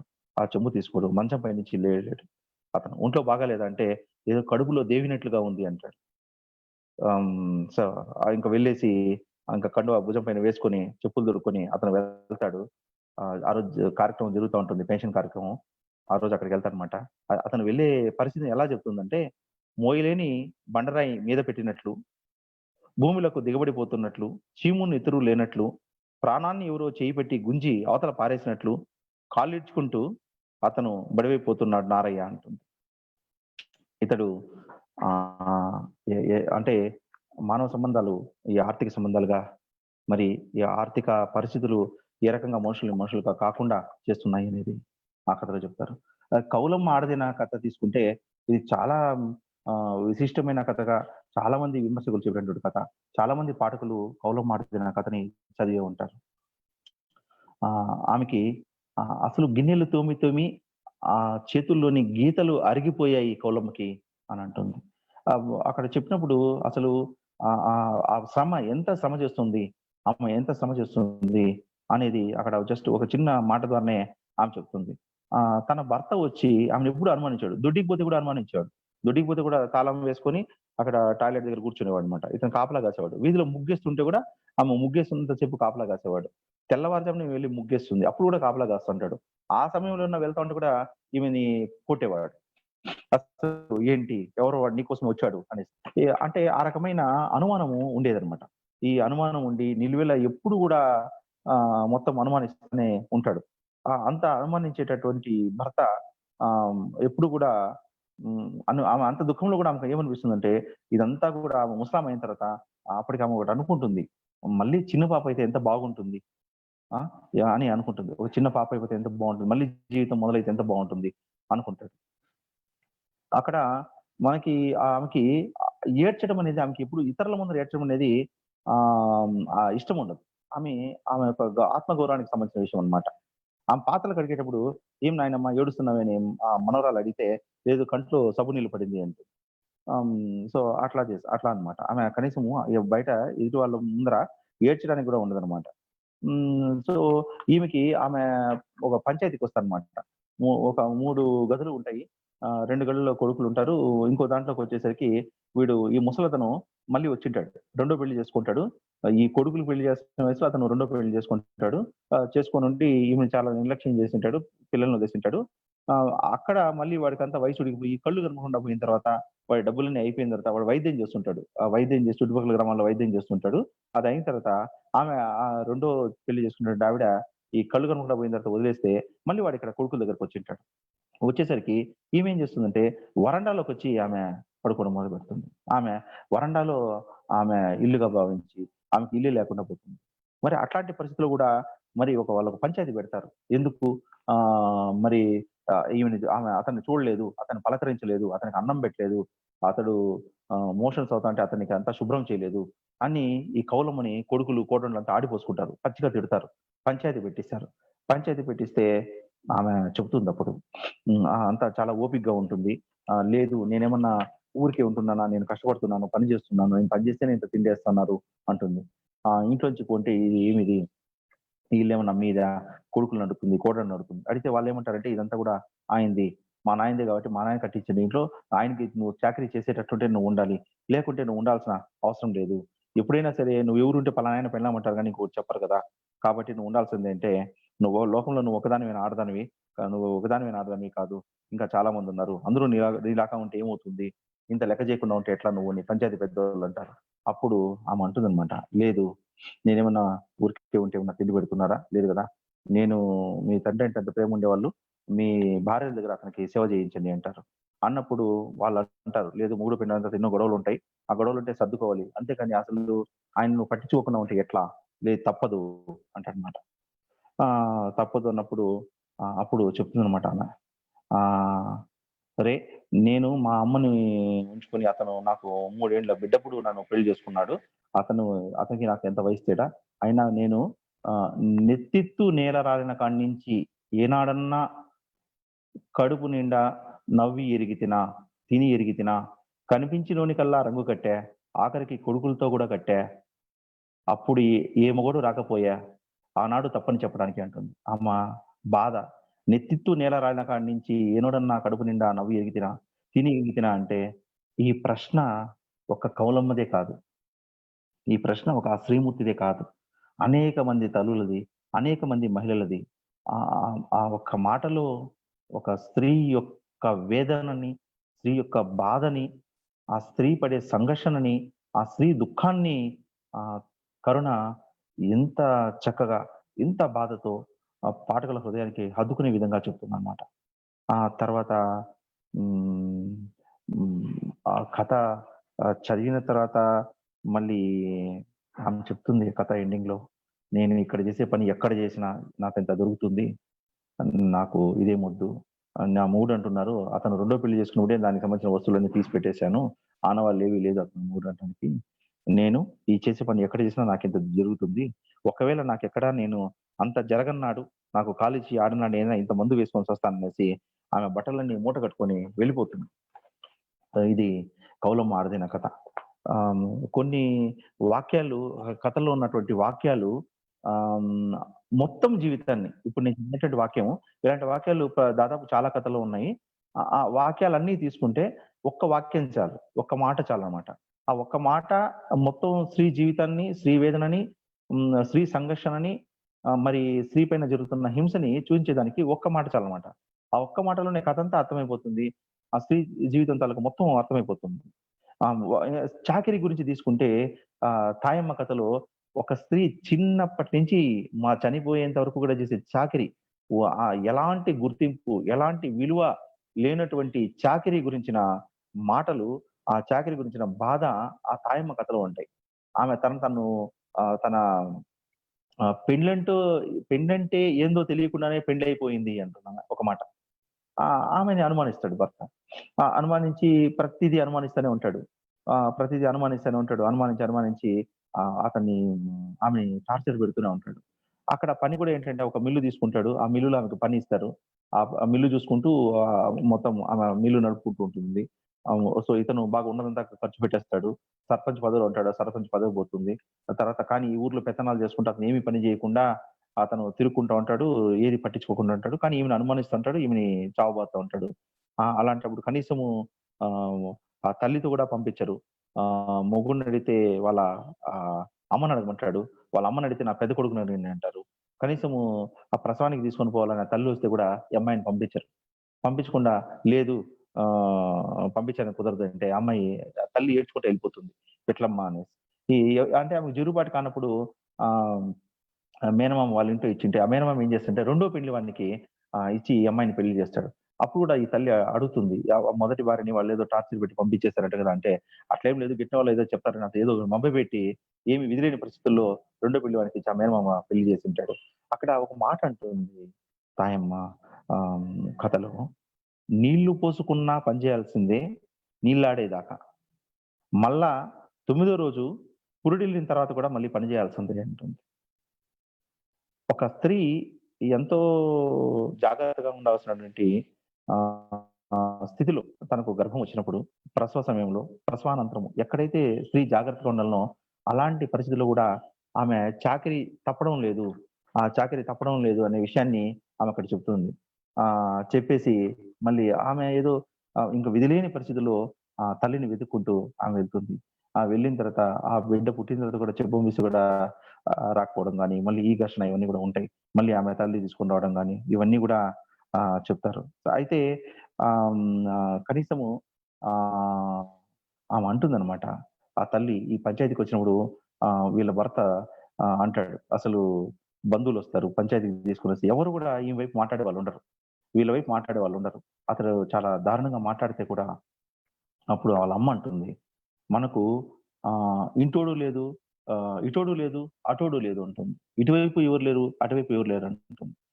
ఈ ఒక్క మాట స్త్రీకి ఎవరు తన వైపు నిలబడతారు, ఎవరు తనతో పాటు ఉంటారు అనే విషయాన్ని మనకు ఒక్క మాటలో చెప్పొచ్చనమాట. మనకు ఇటోడు లేడు, అటోడు లేడు అంటే పుట్టింటి వైపు నుంచి ఎవరు లేరు, అటు మెట్టింటి నుంచి కూడా ఎవరు లేరు. మనకు సపోర్ట్ చేసేవాళ్ళు ఎవరు లేరు అనే ఒక మాట అంటుంది. అక్కడ మనకి కనీసం ఆమె మిల్లు వేసే టైంలో కొంత వర్క్ ఎక్కువున్నప్పుడు రాత్రుల్లో గూడా మిల్లును పని చేయించాలనుకుంటే, అప్పుడు గూడా వాళ్ళు అడ్డం పడతారు. ఆ పక్కలో ఎవరికి సౌండ్ డిస్టర్బెన్స్ వస్తా ఉంది. మిల్లు మూసేయండి అంటారు. అదేంది కరెక్ట్‌గా డబ్బులొచ్చే టైంలో ఇట్లా జేస్తున్నారంటే, లేదు అంటాడు. ఈమె ఎప్పుడైతే కొంత ఆత్మాభిమానంతో మాట్లాడడం మొదలుపెడుతుందో, భర్త ఏం జేస్తాడంటే, భర్త, అల్లుడు, ఆడబిడ్డ, మొగుడు వీళ్ళందరూ గూడా ఏం జేస్తారంటే కలిసి ఈమెని అణిచివేయాలా? ఈమెకున్నటువంటి ఉపాధి ఆ మిల్లే కదా! ఆ మిల్లుని అమ్మేసేయాలి. ఈ మిల్లుని గనక అమ్మేస్తే ఆమెని దెబ్బ కొట్టినట్లవుతుంది. ఆమె గర్వాన్ని అణచినట్లవుతుంది. చాలా దారుణంగా ప్రవర్తించి అసలు ఆ ఇల్లుని, ఇంటిని అమ్మిపిచ్చేస్తారు. ఆ పంచాయతీకెళ్ళేటప్పుడు ఏమవుతుంది, నేనొస్తానంటే "నువ్వెందుకు? నువ్వు అవసరం లేదు. ఆడది నువ్వు అవసరం లేదు" అంటారు. ఒక దారుణమైన కథ. ఆహ్, హ్మ్. ఆహ్, మరి తాయమ్మ కథ. అసలు ఆహ్, ఆ మిల్లు విషయంలో గూడా మాట్లాడితే ఒక మాట అంటుంది. ఆహ్, "మిల్లుకైనా రిపేరొస్తుంది. ఇప్పుడుండే మిషన్‌కైనా రిపేరొస్తుంది. ఆగుతుంది గానీ, నేనెప్పుడు ఆగలేదు." ఒక యంత్రానికైనా రిపేరొస్తుంది, ఆగుతుంది గానీ, విశ్రాంతి దొరుకుతుంది గానీ, నాకెక్కడ విశ్రాంతి దొరకలేదు అంటుంది. సాహిత్యంలో మనకు చాలా కథలు గుర్తుండిపోతాయి. ఆ కథల్లో పాత్రలు గుర్తుండిపోతాయి. కరుణ గారి విషయాలకొచ్చేసరికి, ఈ కథల్లో ఉన్నటువంటి సంభాషణలు గుర్తుండిపోతాయి పాఠకులకి. ఈ సంభాషణ చదివిన తర్వాత, ఈ మాట చదివిన తర్వాత, ఒక వాక్యం చదివిన తర్వాత, ఆ జీవితంలో నుంచి వచ్చినటువంటి వాక్యం ఏదైతే ఉందో, ఆ వాక్యం ఏదో కొట్టినట్లుగా అవుతుంది. అసలు వీపు పైన కొట్టినట్లుగా అవుతుంది. ఆహ్, భయమవుతుంది అసలు. ఏడుపొస్తుంది. అసలు ఇంత దారుణంగా ఉందా జీవితం? ఇంత కఠినంగా ఉంటారా మనుషులు? ఇంత హింస ఉందా? ఇంత ఘర్షణ ఉందా? ఇంత వేదన ఉందా? ఒక స్త్రీ జీవితంలో మరి పుట్టినప్పటి నుంచి చనిపోయేదాకా, చనిపోయిన తర్వాత కూడా ఈ వేదనలు వెంటాడుతూనే ఉంటాయా? ఈ హింసలు వెంటాడుతూనే ఉంటాయా? అని ప్రశ్నించుకుంటే ఆహ్, చాలా పాత్రలు, ఈ కథలో ఉన్నటువంటి చాలా పాత్రలు, మాటలు, సంభాషణలు, అక్కడ జీవితంలో వచ్చేటువంటి మాట. ఆ మాట ఏది కూడా ఆహ్, హ్మ్, ఆహ్, కాగితాలు పట్టుకొని, ఒక పెన్ను పట్టుకొని కూర్చుంటే వచ్చే మాటలు కావవి. కంప్యూటర్ ముందర కూర్చొని కీబోర్డ్ పైన చేతులాడిస్తే వచ్చే మాటలు కావవి. ఆ జీవితంలోంచి వచ్చే మాటలు మాత్రమే. ఆ జీవితంలోంచి వచ్చే మాటలు చాలా పదునుగా ఉంటాయి. కరుగ్గా ఉంటాయి. అవి ఏడుపనే తెప్పిస్తాయి, దుఃఖాన్ని కలిగిస్తాయి, ఆగ్రహాన్ని తెప్పిస్తాయి, ఆవేశాన్ని తెప్పిస్తాయి, బాధను తెప్పిస్తాయి. కొన్ని మాటలు సంతోషాన్ని కలిగిస్తాయి. ఈ రకంగా ఆ జీవితంలోంచి వచ్చే మాటలు ఏవైతే ఉన్నాయో అవి ఈ కథలు నిండా పరుచుకొనున్నాయి. ఆహ్, ఆ కథల్లోని మాటలు కొన్ని కొన్ని వాక్యాలు చాలా గొప్పగా మనల్ని వెంటాడుతాయి. వెంటాడి మనల్ని వేధిస్తాయి. వేధించినప్పుడు మనకేమనిపిస్తుందంటే నిజమే కదా! ఈ జీవితాల్లోకి తొంగి చూడాలి. ఆ పరిస్థితి మనది. రేపటికి ఒక జనరేషన్‌కి ఈ కథల యొక్క అవసరం ఏముంది? తాయమ్మ కథ గారి యొక్క అవసరం ఏంటి ఈనాటి సమాజానికి అనుకుంటే మనం ఏదైతే ఒక మెరుగైన సమాజాన్ని మనం అందించాలనుకుంటున్నామో, మెరుగైన సమాజాన్ని మనం ఊహిస్తున్నామో, మెరుగైన మానవ సంబంధాల్ని మనం ఊహిస్తున్నామో, అలాంటి మెరుగైన సమాజం కోసం, మెరుగైన మానవ సంబంధాల కోసం ఈ కథల పైన చర్చ జరగాల్సిన అవసరం ఉంది. ఈ కథల్ని అటు గ్రామీణ ప్రాంతాల్లో ఉన్నటువంటి వాళ్ళు గాని, ఇటు పట్టణ ప్రాంతాల్లో ఉన్నటువంటి వాళ్ళు గాని, అటవీ ప్రాంతాల్లో ఉన్నటువంటి వాళ్ళు గాని, ఇట్లా చదువుకున్న వాళ్ళు గాని, చదువుకోని వాళ్ళు గాని, ఇట్లా మహిళలు గాని, పురుషులు గాని, విద్యావంతులు గాని, నిరక్షరాస్యులు గాని, పాక్షిక నిరక్షరాస్యులు గాని, ఎవరైనా సరే పిల్లలు కానీ, నడి వయస్కులు గాని, వృద్ధులు కానీ, ఎవరైనా సరే నిరభ్యంతరంగా తప్పకుండా చదవాల్సిన కథలు. ఇవి వీటిని చదువుతూ ఈ కథల గురించి మనము చర్చ చేయాల్సిన కథలున్నాయన్నమాట. ఈ కథల్లో కొంత మనము చర్చ చేయాల. ఆహ్, ఆహ్, జీవితం అనే కథ తీసుకున్నప్పుడు వాళ్ళమ్మ చెబుతుంది. ఒక మాట చెబుతుంది. జీవితం అంటేనే ఓ ఒడవని ముచ్చట. దాని గురించి రాయటం అంటే అంత సులభమైన విషయమేం కాదు. అన్నట్లు మనకి ఆ కథ ఎప్పుడొస్తుంది అంటే, ఆ కథకు సంబంధించి కథ ఎప్పుడొస్తుందనే దానికి ఈ రచయిత్రి ఒక మాట అంటుంది. మనసును, శరీరాన్ని ఒక సరళ రేఖపై ఉంచగలిగినప్పుడు మాత్రమే అది సాధ్యం అంటుంది. మరి ఆ సరళ రేఖ పైన మనస్సుని, శరీరాన్ని ఉంచగలిగినప్పుడు మాత్రమే రాసినటువంటి కథలు ఇవని ఈ కథలు చెబుతున్నాయి. దీంట్లో ఈ కథల్లో మనకి ఈ జీవితానికి సంబంధించి మనకి ఒక మనం తప్పకుండా గుర్తు చేసుకోవాల్సినటువంటి వాళ్ళు మనకు మ మంజీరా మరి ఎంతో ప్రేరణ కలిగించి, మరి ఆ కథలకు ప్రేరణ కలిగించి, ఆ కథల్ని రాయించినటువంటి మరి సాహిత్యాన్ని పరిచయం చేసినటువంటి కరుణ గారి సహచరుడు మంజీర గారు. మరి ఆమె మొట్టమొదటి రచన ఏంటంటే, రావిశాస్త్రి గారు చనిపోయినప్పుడు శాస్త్రిబాబుకు ముత్యాలమ్మ అనేవాళ్ళు ఈయన రాస్తారు. అది ఆమె మొదటి రచన. మరి మళ్ళీ సంవత్సరానికి కనీసం ఒక కథన్నా రాయాలని ఆ సహచరుడు అన్నప్పుడు మళ్ళీ ఆ కథని రాయడము. తర్వాత అదే విధంగా ఆదివాసుల జీవన శైలి దీనికి సంబంధించి ఆ గోండి భాషలోనే ఆ సంభాషణ రాస్తుంది. ఈ కథలో ఉన్నటువంటి ప్రత్యేకత ఏంటంటే, ఆదివాసి సంభాషణలన్నీ గూడా ఆ భాషలోనే ఉంటాయి. ఆ భాషలోనే ఉంటాయి. మళ్ళీ దానికి సంబంధించిన తెలుగు గూడా మనకక్కడ వివరించడం జరుగుతుంది. సో, అక్కడ ఒక నేటివిటీ, రెండోదొచ్చి వాటి యొక్క భావ సాంద్రత అవన్నీ కూడా పాఠకుడికి ఆ రకంగానే అందుతుంది. ఎక్కడ ఆ భావ తీవ్రత తగ్గిపోతుందో, ఎక్కడ స్పందన మనకు పాఠకులకు అందకుండా పోతుందన్న ఉద్దేశ్యంతో వాటిని అదే మనకి ఆ భాషలోనే మనకు అందచేయడం అనేది ఒక ఇదనమాట. ఒక గొప్ప విషయం. సో, ఇక్కడ మళ్ళీ ఈ కథల దీనికి తీసుకున్నప్పుడు మనకి ఒక ప్రత్యేకత ఏంటంటే ఈ కథలు ఒకవేళ వాస్తవాల్ని వాస్తవంగానే రాసినా, లేదు వాస్తవాలకి మనము ఇంకేదన్నా కొంత శిల్పాన్ని జోడించి ఒక శైలితో ఈ కథలన్నీ గూడా ఒక చాలా గొప్పగా ఒక ఆర్కిటెక్చర్‌తో మనకంతా చేసినా గూడా అది ఉంటాయి. ఈ కథల్లో ఆర్కిటెక్ట్ ఏం లేదు. దీంట్లో ఆర్ట్ ఏం లేదు. దీంట్లో జీవితం మాత్రమే ఉంది. ఈ కథల్లో ఉన్నటువంటి జీవితానికి మేకప్ లేదు. ఈ జీవితానికి ఎక్కడ గూడా ఈ కథలకి మేకప్ లేదు. ఈ మేకప్ లేని కథలివి. ఈ మేకప్ లేని కథలు మనకి ఇంకా దీంట్లో ఒకటేంటంటే, ఇంకా గూడా ఒక కథ ఉంది. అది ఉద్యమ జీవితంలో ఉన్నటువంటి సహచరుల మధ్యలో ఉన్నటువంటి సంఘర్షణ, వాళ్ళ మధ్యలో ఉన్నటువంటి సంభాషణ, వాళ్ళ యొక్క హ్మ్. మరి అక్కడ ఉన్నటువంటి సందిగ్ధాలకు సంబంధించినటువంటి కథ, ఈ కథా సముద్రంలోకి రాలేదు. 2 కథా సముద్రాలు కూడా రాలేదు. ఆ కథ గూడా తన దగ్గర మిస్ అయిందని చెబుతుంది. ఆ కథ మళ్ళీ అదొక మనకు మిస్ అయినటువంటి కథల్లో అది ఒక కథ. అదే విధంగా 'లోపలి' పత్రికల్లో వచ్చినటువంటి కథలు కూడా నాకు దొరకలేదు అంటుంది. అంటే ఎందుకు చెప్తా అంటే ఒక రచయిత్రిని ఒక సమగ్రంగా పరిశీలన చేసేటప్పుడు అక్కడ మిస్ అయినటువంటి కథలు కూడా తర్వాతైనా సరే మనకు ఆ మిస్ అయినటువంటి కథలైనా సరే, ఆ కథలు మనకక్కడ వచ్చినప్పుడు మనకి ఆ కథల్ని కూడా మనం బేరీజు వేసుకున్నప్పుడు ఏ జీవితాల్ని ఈమె చిత్రీకరించింది, ఏ జీవిత వాస్తవాల్ని ఇప్పుడు ఇక్కడ చిత్రీకరించింది అనేది తెలుస్తుంది. ఒక్క మాటేమంటే దాంట్లో "నువ్వు కలుస్తావని ఎన్ని కొండలు, గుట్టలు ఎక్కుతానో తెలుసా" అంటుంది. నేనిప్పుడు నడుస్తున్న దుఃఖాన్ని అంటుంది. ఒక నడుస్తున్న దుఃఖం అంటే ఏంటి? మరి నడిచే దుఃఖం ఎవరు? ఎవరు ఆ నడిచే దుఃఖం ఎవరు? ఒక పురుషుడు ఎందుకు కాదు? నడిచే దుఃఖం పురుషుడు ఎందుకు కాదు? ఒక స్త్రీ మాత్రమే నడిచే దుఃఖం అని ఎలా చెబుతారు? మరి నడిచే దుఃఖంగా ఒక స్త్రీ ఉందంటే, ఆ స్త్రీ జీవితం ఎలాంటి లోనైంది? మరి నాకైతే ఈ ఈ కథలు చదివినప్పుడు ఈ 3 రోజులుగా ఒక గదిలో కూర్చొని ఈ 30 కథల్ని చదువుతున్నప్పుడు కలిగిన వేదన అంతా ఇంతా కాదు.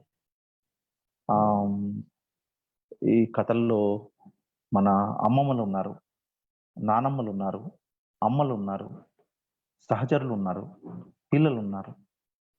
ఆహ్, మరి వీళ్ళందరిని గూడా ఈ కథలు గుర్తు చేస్తాయి.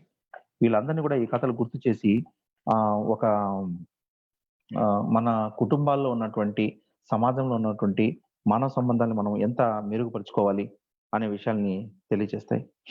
ఆ భయం ఒక పెద్ద జబ్బు ఉన్నప్పుడు కనీసం ఈ కథ తీసుకుంటే చాలా విశేషమైన కథ ఇది.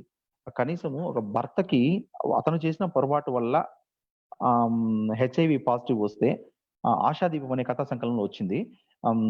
భర్తకి అతడు చేసిన తప్పు వల్ల హెచ్ఐవి పాజిటివ్ వచ్చి, అతడి వల్ల భార్యకి అది వచ్చినప్పుడు భర్తని దండించినటువంటి భర్తని ఏమాత్రము ఒక మాట కూడా మాట్లాడనటువంటి కుటుంబము మొత్తం ఈవిడ్ని చాలా దారుణంగా చూస్తుంది. ట్రీట్ చేస్తుంది. అవమానం చేస్తుంది.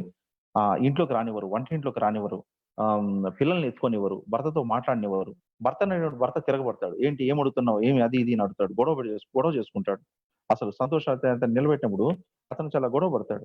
ఎప్పుడైతే అతను అంతవరకు దాచిపెట్టిన అతను ఈమెకు ఒక జబ్బు చేసి హాస్పిటల్‌కెళ్ళి ఈమెకు టెస్ట్ చేసుకొని ఆ విషయం బయటపడినప్పుడు అతను కూడా బయటపడి తర్వాత కొంతకాలం తర్వాత వాళ్ళ అమ్మకు చెప్తాడు. ఇది ఇట్లా వచ్చింది. నా ద్వారానే వచ్చింది తనకి చెప్పేస్తాడు.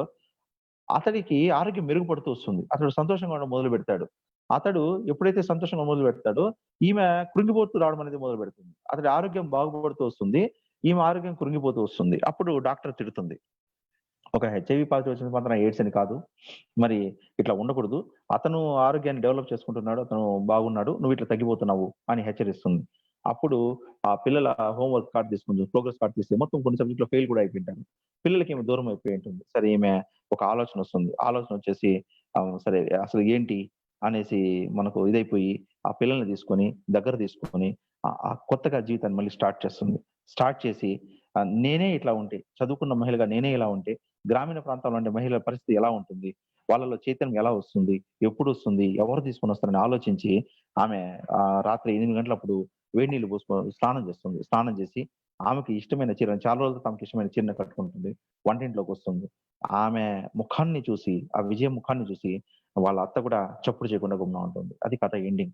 ఎక్కడైతే ఒక ఆశావాద దృక్పథం ఉందో, ఒక పాజిటివ్ థింకింగ్ ఉందో, ఎక్కడైతే ఉందో ఈ పాజిటివ్ థింకింగ్ గురించి కూడా ఒక వ్యంగ్యం ఉంది. అంతా పాజిటివ్ థింకింగ్ అనేసి ఎక్కడ ఈ సంఘర్షణకి ఆ చోటు లేకుండా చేస్తున్నారు. ఆలోచనలకు చోటు లేకుండా చేస్తున్నారు. అంతా సరిపోయిందనుకునే విధంగా మారుస్తున్నారు మనుషుల్ని అని అనుకుంటారు. ఇక్కడ ఈమె ఏదైతే ప్రగతివాదంగా ఆలోచిస్తుందో, ప్రోగ్రెసివ్‌గా ఆలోచిస్తుందో, ఆ అమ్మాయి విజయ, ఆమె అక్కడ కొత్త జీవితాన్ని అక్కడ ఆమె స్టార్ట్ చేస్తుంది. ఆమె స్టార్ట్ చేసిన కొత్త జీవితం అనేది నిజంగా ఆమెలో వచ్చినటువంటి మార్పుకు చిహ్నం. ఆమెకిష్టమైనటువంటి చీరని ఆమె కట్టుకోవటం. ఆమెకిష్టమైన చీరని ఆమె కట్టుకోవడం అనేది గూడా అసలంత ఇదా ఉంటుందా? అనేది గూడా ఉంటుందనమాట. అదే విధంగా ఆ పాజిటివ్ గురించి చెప్పాను. Think positive. ఎవడో గాని ఈ మాట కనిపెట్టింది వాడిని చెప్పు తీసుకొని కొట్టాలి అంటుంది. ప్రశ్నించే తత్వాన్ని నిర్మూలించడానికి థింక్ పాజిటివ్ అని నూరిపోస్తున్నారు. ఏమోలే ఇప్పటికి నేను మాత్రం థింక్ పాజిటివ్ గానే ఆలోచించాలి అంటుంది. అంటే ఒక ఫ్రస్ట్రేషన్ ఆమెలో ఉన్నటువంటి వేదన ఎట్లా ఉంటుందంటే, అంత వేదన ఉంటుందనమాట. కనీసము ఒక ఇల్లు తీసుకోవాలి. ఒక ఇల్లు తీసుకోవాలనుకుంటే కూడా ఇల్లు దొరక్కపోవడము, ఆ ఇల్లు తీసుకోవటానికి ఆమె నానా రకాలుగా ఆమె ప్రయత్నం చేయడం. కథ పేరే వేట. ఒక ఇల్లు తీసుకుందాం అనుకుంటే, ఒక అమ్మాయి ఇల్లు తీసుకోవాలనుకుంటే ఒక హైదరాబాద్ లాంటి మహానగరంలో అసలు ఏ రకంగా ఉంటుంది అనేసి. అసలు ఆమెకి ఆఖరికి ఏమనిపిస్తుందంటే, వాళ్ళు చెప్తా ఉంటే ఆమె ఉద్యోగం చేసుకున్నప్పుడు కూడా ఆమె ఏమనిపిస్తుందంటే, ఇల్లు లేని పేదదాన్ని, చిత్కారాన్ని తుడిచేసుకొని ఇల్లు, గేట్లు చూస్తూ ముందుకు కదిలాను ఉంటుంది. ఆమెకొక కోరిక గూడా ఉంటుంది. ఎప్పటికైనా సరే ఆమెకున్న కోరిక చాలా చిన్న కోరికుంటుంది. ఏముంటుందంటే, అరుగులు చూస్తుంది. ఒక ఇంటికెళ్తే అరుగులు కనిపిస్తాయి. ఎప్పటికైనా సరే ఈ అరుగులుంటే బాగుంటుంది. అరుగులంటే నేను చాలా మన చిన్నప్పుడంతా గూడా అరుగులున్నాయి. అప్పుడు పిల్లలంతా ఆడుకునేవాళ్ళము అని అనుకోని, నేను గనుక ఇల్లు కట్టుకుంటే తప్పకుండా ఇంటి ముందర ఒక అరుగు కట్టించుకోవాలి.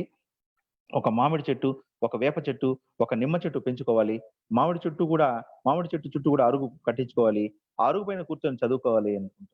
అంటే ఎంత అసలు ఆమెలో ఉన్నటువంటి కోరిక, ఏం కోరిక? ఆమెలో ఉన్నటువంటి లక్ష్యం ఏమిటి? ఇదేమన్నా పెద్ద కష్టమైన లక్ష్యం అనుకుంటే ఇదనమాట. దీంట్లో గూడా ఆమె కొన్ని కథల్లో కొన్ని వాక్యాలు చెప్తుంది. చదువుకున్నంత సులువుగా, చెప్పుకున్నంత సులువుగా ఏవి ఉండవు అంటుంది. చదువుకున్నంత సులువుగా, చెప్పుకున్నంత సులువుగా ఏవి ఉండవు అంటుంది. సో, ఇది చాలా పదునైన మాట అన్నమాట.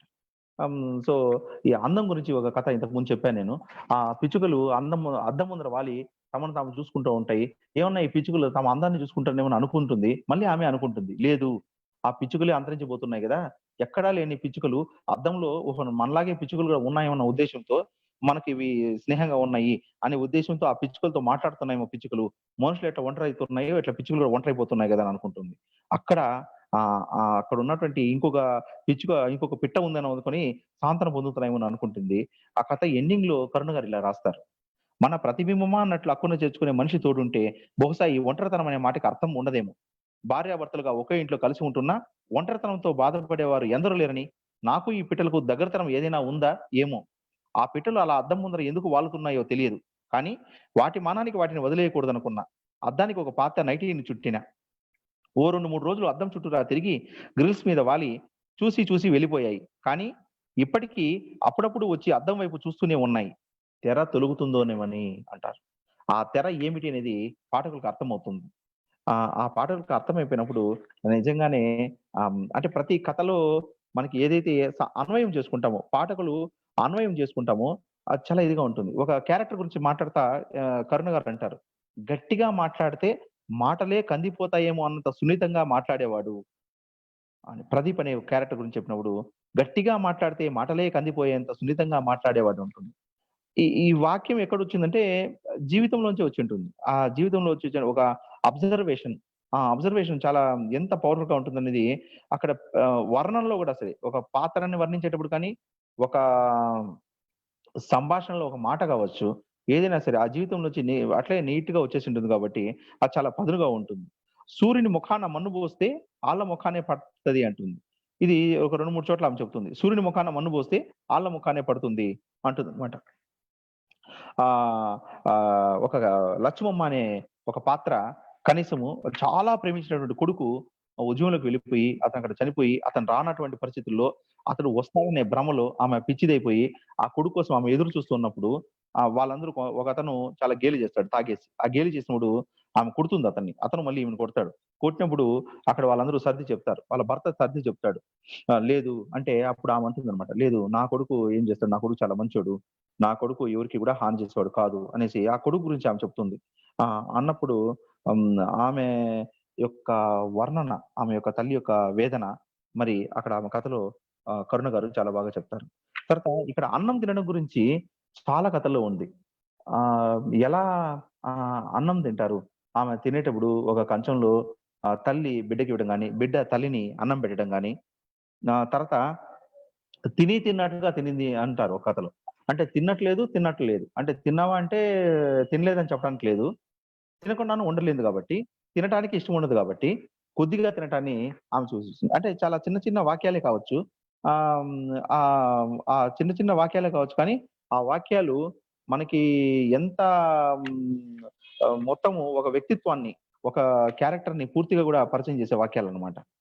సో, ఈ ఇలాంటి కథలు మనకి ఇలాంటి కథల్ని మనకి ఇంకా అంటే ఈ కథల పైన ఇంకా గూడా మనకు పరిశీలన జరగాల్సిన అంశం ఉంది.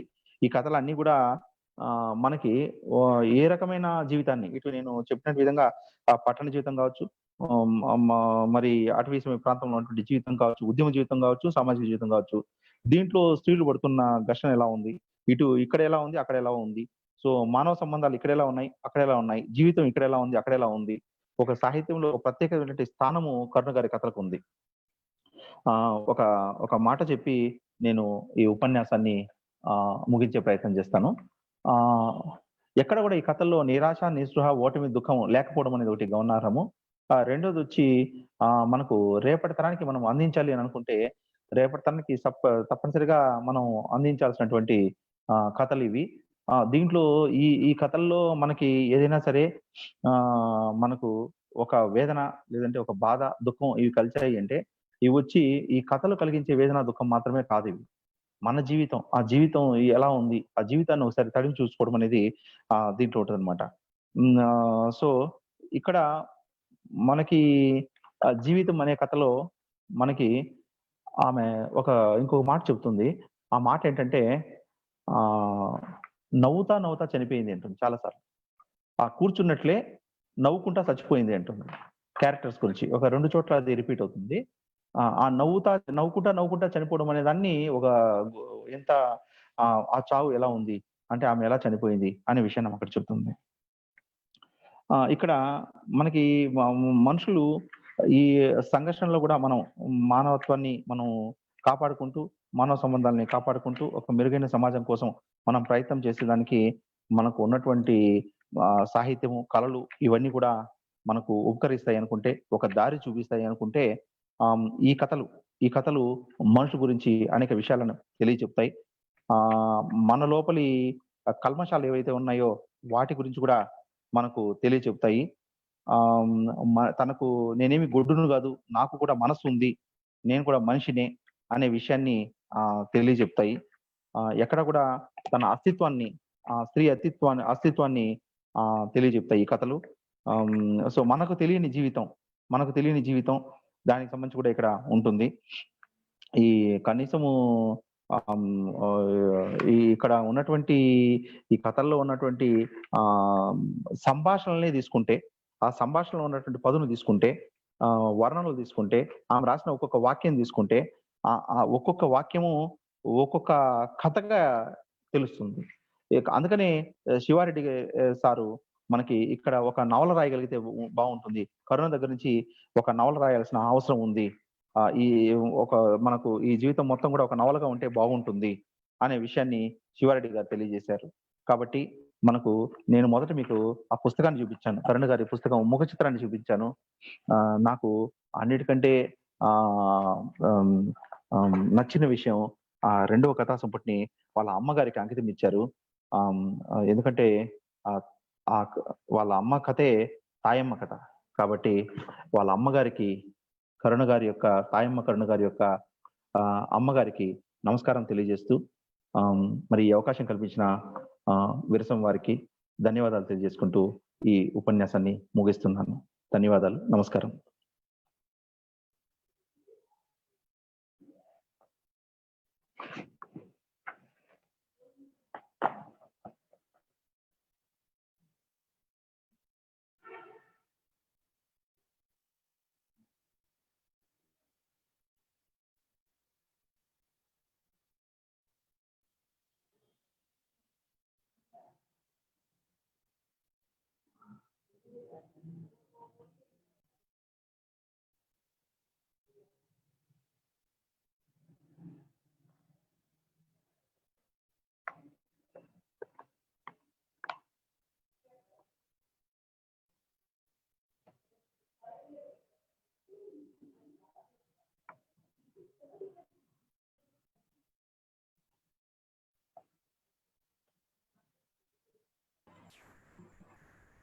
Thank you sir.